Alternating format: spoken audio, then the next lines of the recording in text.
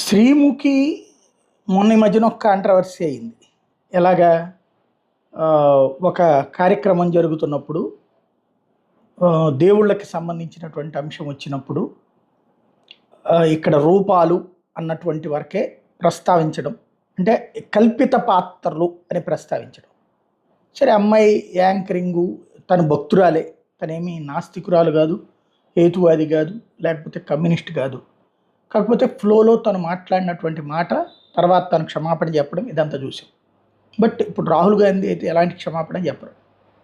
అమెరికాలో జరిగిన ఒక కార్యక్రమంలో మాట్లాడుతూ దేశంలో అస్థిరతను ఎవరూ సృష్టించలేరు, ప్రయత్నాలు చేస్తూ ఉంటారు, రాముడు దయగలవాడు, రాముడికి సంబంధించినటువంటి లక్షణాలు ఎలాంటివి అని చెప్తూ పౌరాణిక రూపమైనటువంటి మా